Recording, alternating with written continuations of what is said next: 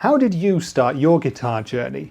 We all have our own reasons as to why we picked up the instrument in the first place. Maybe we had favourite bands we wanted to emulate. Maybe we had an older brother or a sister or relative who played guitar and we wanted to be like them. Maybe we learnt it in school. Maybe there's another reason. Tell me in the comments why you started playing, by the way. But we all had that reason to pick up the guitar in the first place, and we all have fundamental reasons as to why we carried on playing the guitar too. Those things that inspire us to continue to get better, to play music, and to have fun. And this video is dedicated to the fundamental riffs that have guided me through my journey as a guitar player. Now, this video is inspired by the great Andy Ferris, the guitar geek. You'll have seen his video on his fundamental riffs, and I'll link it there as well if you'd like to watch it. I thought his story of his fundamental riffs was a fantastic one. It was super interesting. Andy and I are quite similar in where we come from and in terms of our ages and our inspirations and stuff like that. And he was given the fundamental series of pedals by Walrus Audio with which to do his video, and I've been offered the same honour. So the Walrus Audio fundamental pedals will be guiding me through the riffs today. Links to everything down in the description if you'd like to hear more. But let's get into it. Let's get into these fundamental riffs. And I want to start by throwing down a few ground rules. Number one, what does fundamental mean? Well, in this context, I'm going to take fundamental as being centrally important to me. Not necessarily the riffs that I first learned when I picked up the guitar, because that would make for an awful video. It wouldn't be fun for anybody, least of all me. But it's going to be those riffs that have been with me throughout the years. Riffs that I heard for the first time, instantly knew that I had to learn them and play them, and riffs that in many cases, 20 years later, I'm still playing with brightening regularity. So those are riffs that are fundamental to me. They have to have influenced me in my own playing style. They have to be riffs that I still play and enjoy, and they have to be riffs that I just think are pretty great. However, rule 2, these fundamental riffs may not be my very favourite riffs of all time, and they may also not be from my very favourite bands of all time. That might seem quite strange, but that's just the way it is. And in fact, there's at least one riff on this list by a band where I don't actually listen to the band's output that much, apart from the one riff and the one song, particularly so in one case. But anyway, a number of my very favourite bands like Nada Surf, The Gaslight Anthem, or Captain Beefheart and his Magic Band, they didn't fit into this video because none of them have fundamental riffs that I tend to play on my own over and over again, so they just didn't quite make the cut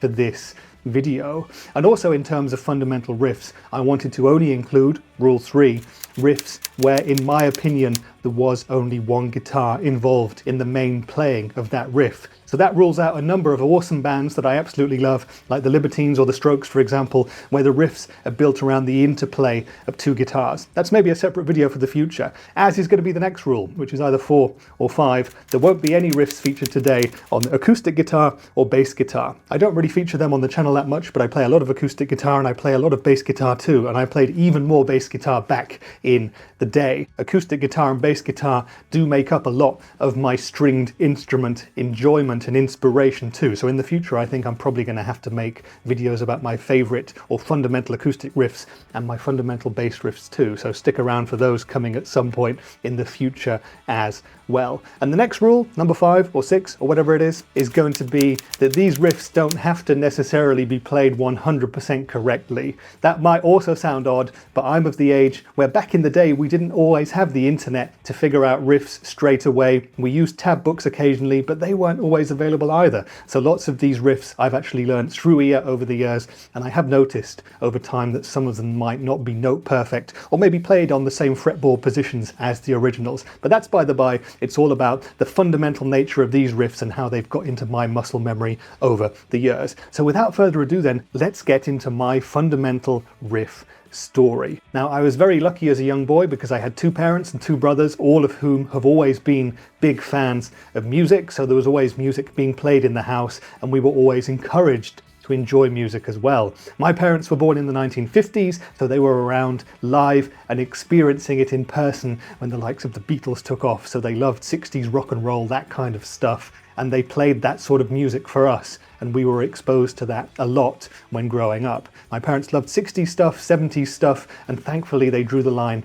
at 80s electro pop, so we weren't exposed to that either, so that was pretty darn cool. Now, I had a few lessons on a nylon strung child-size acoustic guitar when I was about 6 or 7, but that stopped at some point. The guitar sat in our attic for 10 years or so, and I picked it up again when I was 12 or 13 and really getting back into guitar-based music again. I then taught myself how to play up to the level that you guys know now from the channel, and that's where my story really began. Now, as a kid, age 6 or 7, we were playing nursery rhymes, kids songs and stuff like that, just with 3 chords. There weren't very many riffs involved. I can definitely remember that. And as soon as I picked up the guitar again, this must have been mid to late 90s, riffs were much more of a thing. Now, at that time, I was hugely inspired by 2 specific guitar players, and I really wanted to get an SG guitar. Of course, you can guess one of them. It's Angus Young of AC/DC, although I was always more of a Malcolm fan. I just loved that cherry red SG.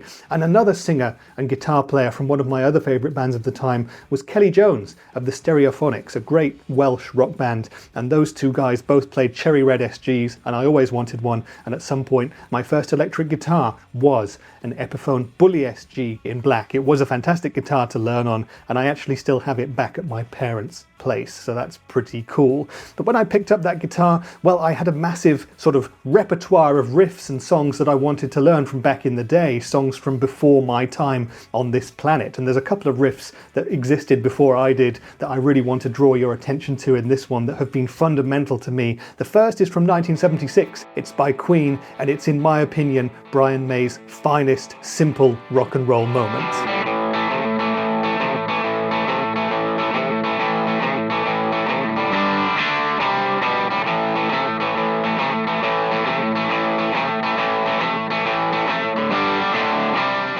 As soon as I figured out the intro to Tie Your Mother Down, I played it over and over again on looped repeat. It's not a hugely complex riff, and this is one of the ones that I don't think I play exactly the same as Brian May, but it's super fun to play. You just feel like a rock star when you do play it. Now, my older brother had a keyboard at the time, and he'd learnt the intro riff to the 7 Seas of Rye, so I kind of thought we might have had some kind of 3-way brotherly band going on, but that obviously never happened, did it? But Tie Your Mother Down, a fantastic riff, and one that I still really like to play. Whenever I get a sort of voxy type sound going on, I just lay into that one. It's so much fun. I just love it. Now, in terms of early riffs from before my time, the other great band is the aforementioned AC/DC. With AC/DC, I could probably pick 50 different riffs to include in any video like this, and maybe I will be doing a video on AC/DC's best riffs at some point, but their fundamental riff for me is actually not their most well known, and it might surprise you, but it's T.N.T. This is one of the first riffs that I learnt again. It's so simple, so rock and roll, so easy to get wrong as well as right,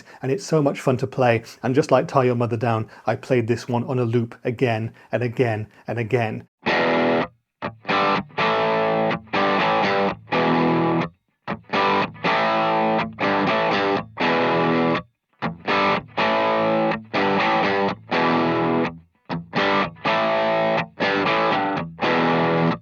T.N.T. is such a primal, simple, rocky, groovy song. It appeared internationally first on their 1976 debut worldwide released album, High Voltage, and I just love it. Malcolm Young is such an amazingly consistent, groovy rhythm player, and he taught me so much about swing and timing, locking in with the bass and drums, and just generally being an amazing rhythm guitar player. He was such a cool guy. It's so sad that he's gone, but yeah, I aspire to play like him. And by the way, this riff was one that I learnt from my AC/DC little tab book here, which is literally an 800-page tome of all of the AC/DC songs that came out up to the mid-late 90s, I think it was. So there we go. AC/DC T.N.T. I still play it so often to this day. By the time I picked up the guitar more seriously again, which must have been, I think, the mid to late 90s, classic and glam rock were kind of less fashionable because a genre called grunge had come and gone. The figurehead of grunge was the fantastically iconic Kurt Cobain, who had passed away already years before, but he's left an indelible mark on the history of guitar music. Nevermind is a classic album. It's one that I've listened to thousands of times, and in terms of picking a favourite Nirvana riff that inspired me, well, I had to go with this.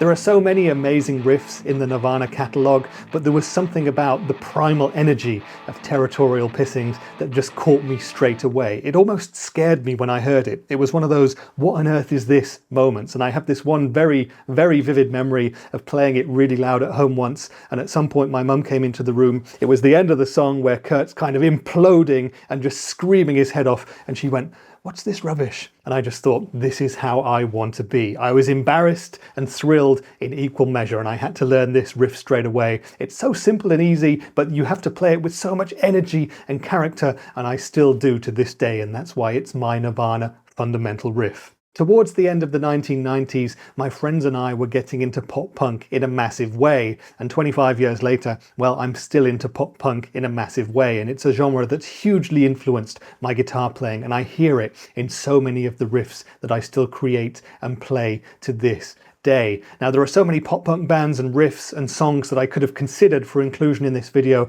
and I got it down to a final list of maybe something from Green Day or Blink-182, Sum 41, New Found Glory, or the Ataris, but in the end I settled for this riff.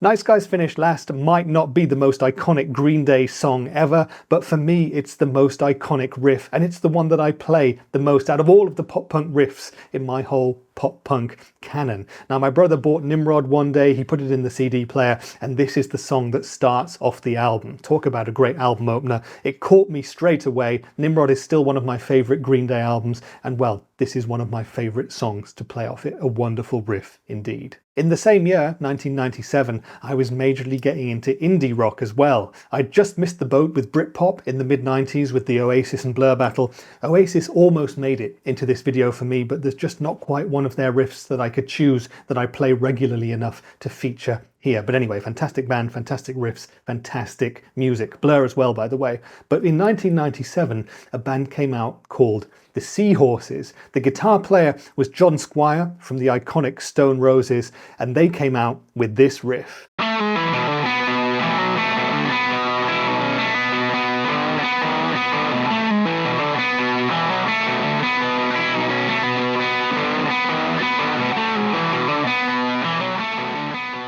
I don't remember the exact first time that I heard Love Is the Law by the Seahorses, but I can imagine myself just turning to the person I was with, slack-jawed, and saying, "What in the world is this?" Because it's such an incredibly powerful rock and roll riff from a very indie band as well. And the Seahorses are a band that I don't ever really listen to, but this one riff and this one song are just so fantastic, so full of energy, and the riff's actually played with a capo on the second fret, so it was slightly different for me to learn as well, and I'm still not sure if I play it exactly the way that John Squire did, but it's an amazing riff. It's a great picking exercise for me too, and I love to play it, and I do with probably too much regularity. It's an amazing, amazing riff. Completing the trinity of my musical inspirations in 1997 was alternative rock, and in this case in the form of the marvellous Foo Fighters. The album was The Colour and the Shape, and this song is, of course, Monkey Wrench.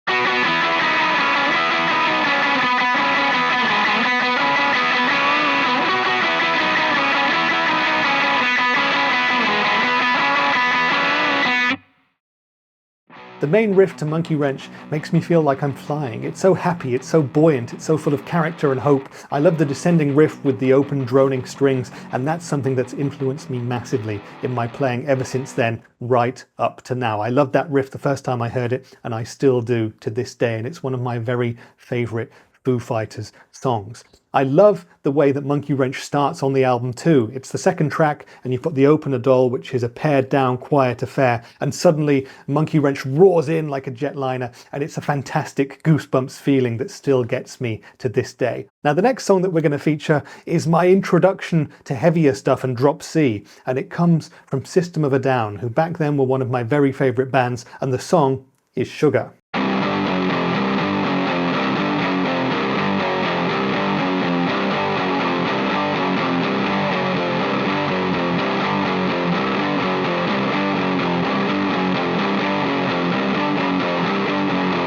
Sugar is such a simple riff, but it's so brutal, and I've played it so often over the years, and I'm very happy now that I have the Digitech drop to tune myself naturally down to drop C, so I don't need to tune my guitar down specifically to play that song. But System of a Down influenced me so much, and specifically this riff has more than any of their others, but they showed me that you can play heavy music with poppy sensibilities, great melodies, and if you wanted to, a musical message in your lyrics as well. A wonderful band, and I wish they'd make more music, even though they're probably never going to do that. And now we come to the second Foo Fighters inclusion on this list. They're the only band to have that, and Dave Grohl is the only person to be featured 3 times in this list, and this riff is my fundamental introduction to that beautiful effect known as delay.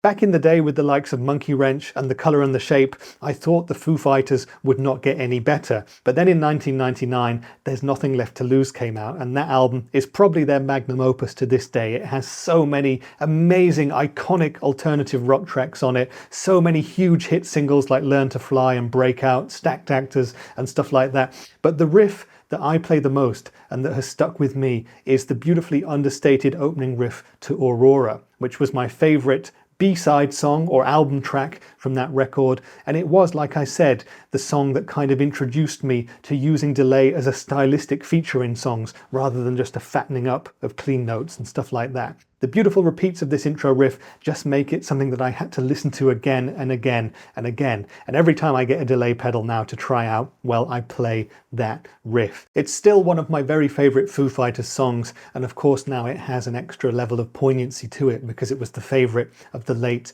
great Taylor Hawkins.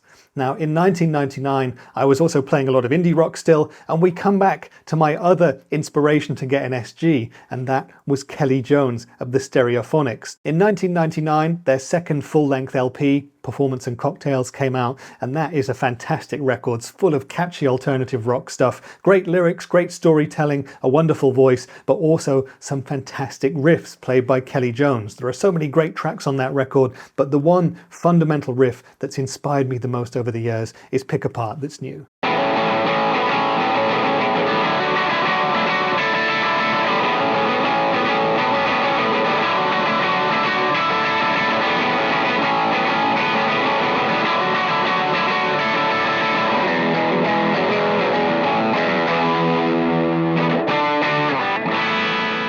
I love the use of open strings on that riff. It took me quite a while to nail this one down because it's a little bit widdly, and the way it's got so much energy and then descends down into the restrained verse, it's just fantastic. So much fun to play, and again, this is one that I really hear when I'm composing riffs to this day. It's in my guitar player's DNA. And the final riff of the last millennium goes to one of my modern day guitar heroes, and that's Tom Morello of Rage Against the Machine. Rage Against the Machine is like AC/DC for me in that there are so many fantastic riffs that I could have potentially picked to put in this video, and bass riffs too. Back in the day when I used to play with my peers a lot more, well, I used to play bass a lot, and Tim Comerford from Rage Against the Machine was a huge influence on my bass playing. But I had to go with a fundamental riff for this video, and the one which I went for, well, it's Guerrilla Radio.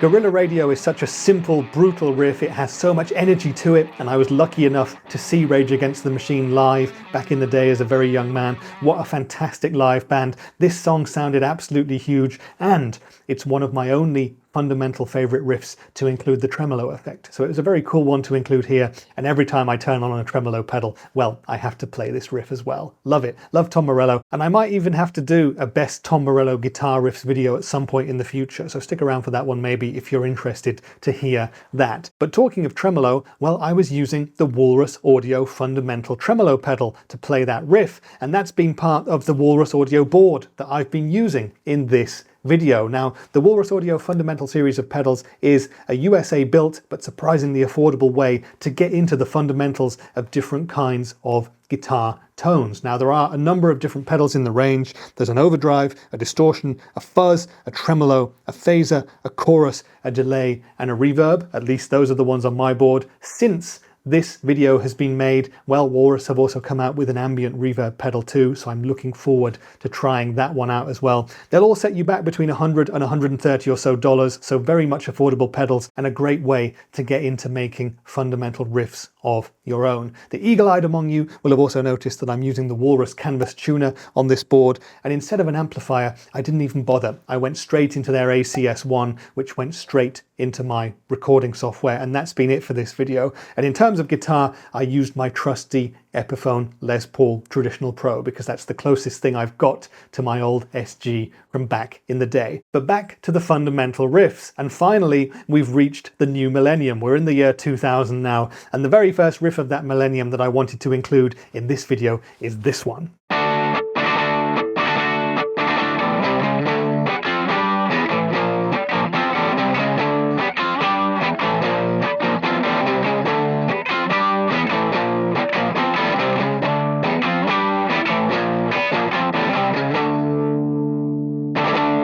The Hives were one of the most exciting garage rock bands to appear back in the early 2000s craze for the bands, when you had the White Stripes, the Strokes, the Libertines, the Killers, and so on. I really loved all of the Hives' stuff straight away. They had a great look, they had black shirts and white ties back in the day, they had a great stage show, they were an amazing live band, and they still are, I can confirm, and they have so many amazing riffs that just stick in my head and I've played so often in the decades since. But this one, the one to main offender, was the one that was the hardest for me to learn back in the day. And again, I think it's one that I probably play a little bit wrong, but I absolutely love it. I still like to play it, and it's a great exercise in terms of playing fast power chords across the neck. It's really, really awesome. Love this riff. In the early 2000s though, I was still at school in Great Britain, and trying to be cool meant trying to discover the smallest bands possible. And so the next riff in this list, it's actually going to be a band which I'm confident 99.9% of you have never heard of. But if you've ever watched my channel before, well, you'll probably know the riff.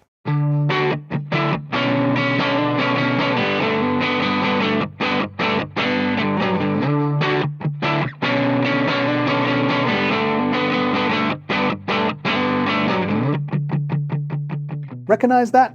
Well, you possibly do, because I play a riff based on this riff in pretty much every video I've ever put out on this channel to date. It's The Boy You Love to Hate by Jetplane Landing from their first album, Zero for Conduct, from 2001. Jetplane Landing were an amazing alternative indie rock band with a massively DIY ethic. They have some fantastic riffs and melodies, and I really, really recommend that you go and listen to The Boy You Love to Hate and a bunch more of their stuff as well, because they are and were a fantastic band.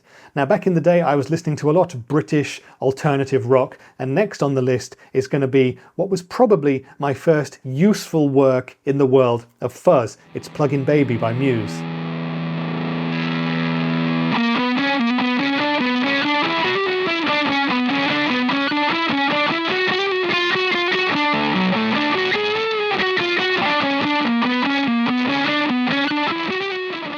The first 2 or 3 Muse records are amazing indie rock, yet stadium-filling affairs. Amazing melodies, amazing musicianship. Matt Bellamy himself is a fantastic guitar player, an amazing keyboard and piano player, and also a wonderful vocalist if you like the way he sings. And they have so many fantastic riffs too, and Muse is another band that really inspired me as a bassist as well. But the riff to Plug-in Baby, with its amazing Fuzz Factory-soaked introduction, was just one that when I heard it, I had to learn it straight away. And it's still one that I play very often with fuzz pedals to this day. It's a fantastic fundamental riff in terms of learning as well. It's not that easy to play, and it works so well if you're playing it in a 3-piece band too when the bass kicks in with the drums. Wonderful, wonderful fuzzy riff goodness. Now we move forward to 2003, and I'm kind of diversifying my musical tastes a bit. I'm at university by this point, and I discover, to my delight, an amazing, amazing band who'd been at the same uni as me a few years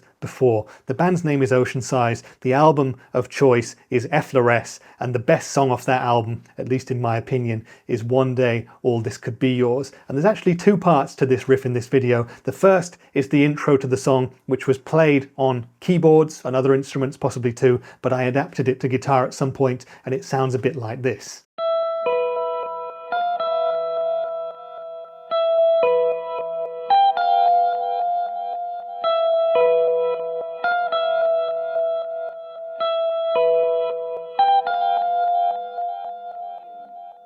The intro riff to this song is played on a keyboard, but I didn't have a keyboard, so I figured it out on guitar for myself, and I used phaser, reverb and reverse delay to play this. But I have to say that if you're doing Ocean Size stuff, you can't do it justice with just one guitar. In the band Ocean Size, you have 3 guitar players, always playing different stuff at the same time, so they're never always playing the same thing. You've got keyboards, you've got bass and drums, and amazing vocals from Mike Venart too, who, by the way, is now the live guitarist for Biffy Clyro, so a fantastic musician. And this song, One Day All This Could Be Yours, it builds and builds and builds. It's such a tense affair, and at some point all of the instrumentation drops out and there's just a beautiful distorted guitar playing this riff.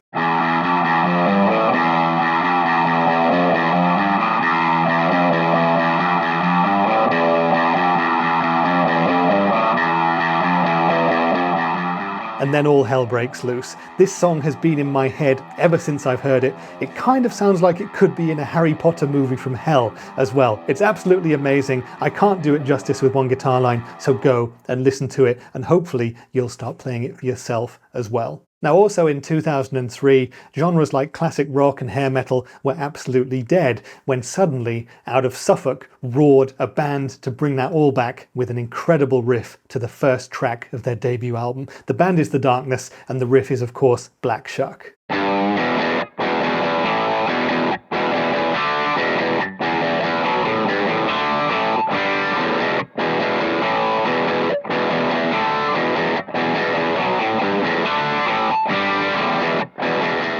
This is another case of me hearing a riff for the first time and instantly wanting to learn it, and I became a huge fan of The Darkness instantly. Their first album, Permission to Land, is an amazing, amazing record, banger after banger after banger, and you can't get better than that opening riff to Black Shuck. It reminds me of High Fidelity. I don't know if you've ever read that book or if you've ever watched the movie where John Cusack and Jack Black are arguing about their top 5 side ones, track ones. The riff to Black Shuck would definitely be on that list for me. Would it be on your list? Let me know in the comments. But an amazing riff that really lets into an amazing record and a fantastic band as well. In the year 2004, I moved to France for a couple of years, part of the degree, as you do, and, well, they listen to a lot of metal music over there. So I got into a lot of heavier stuff again. I was listening to a lot of Killswitch Engage. There are no Killswitch riffs on this list, but there is this riff, which is probably the heavy riff that I've played the most in my life.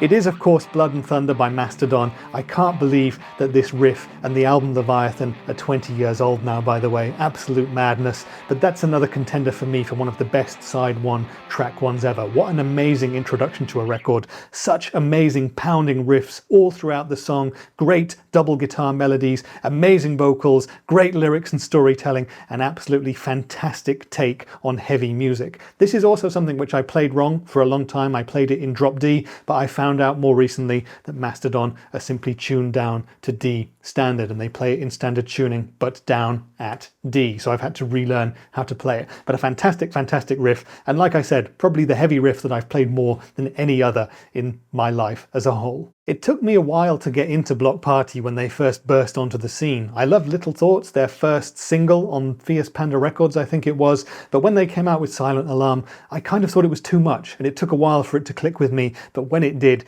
boy, did it click, and I still love that album to this day. It's probably in my top 10 albums of all time if I was to make such a spurious list, and there are so many great songs on that record. Now, I couldn't include most of them, and I do have a number of amazingly favourite riffs off that record, and that's because most of them are done with dual guitars. You have two guitars playing at the same time. And this song, Blue Light, which I've chosen here, it's actually the fundamental riff for me because it is the one that I play the most. It's not a fast riff or anything like that. It's actually a building atmospheric drone sort of a thing that I played with a big reverb and a reverse delay, and it just builds and builds and builds, and the song ends in a beautiful crescendo. It's a fantastic record, so if you've never listened to Silent Alarm, give it a try.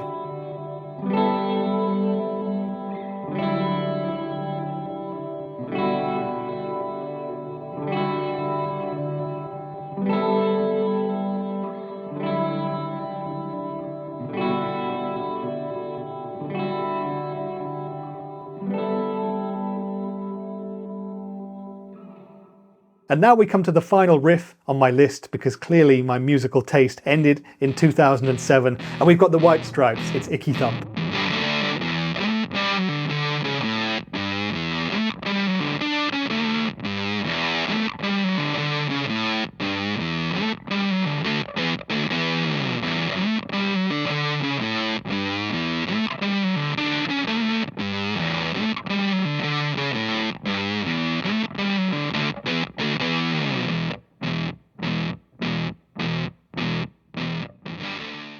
This is another of my favourite fuzz riffs of all time, and it's one that I just can't resist playing whenever I've got a new Big Muff pedal to test out or something like that.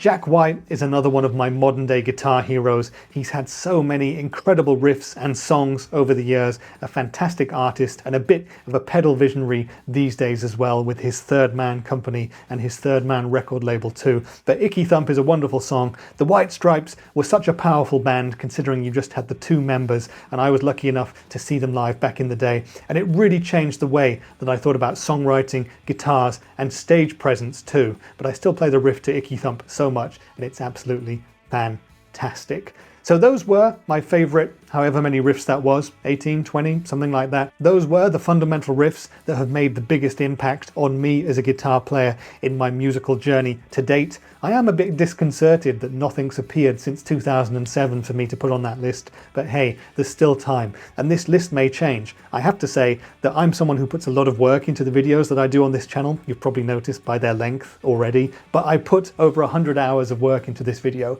which is absolutely ridiculous when I think about it, because I don't think that many people are going to watch this video. But anyway, I absolutely loved going through all of the songs that I've been inspired by as a guitar player over the years, choosing the short lists of which ones to feature here and narrowing it down to the 18 or 20 that I have ended up choosing. I just want to say a big thank you to Walrus Audio and for Face MI for sending me these Walrus Audio pedals to make this video with. There are more dedicated videos of these pedals on my channel, with more to come as well. Don't forget to watch Andy Ferris's fantastic video about his fundamental riffs and his guitar playing story as well, because that is a wonderful and much shorter watch than this video. And I hope that if you're watching this video and if you're in a bit of a guitar playing rut yourself, well, this might inspire you to try a few new things, because that's ultimately what this is all about at the end of the day: making music, having fun, being creative and playing with people. And if that's something where at the moment you're kind of struggling, well, come up with your own list of fundamental riffs.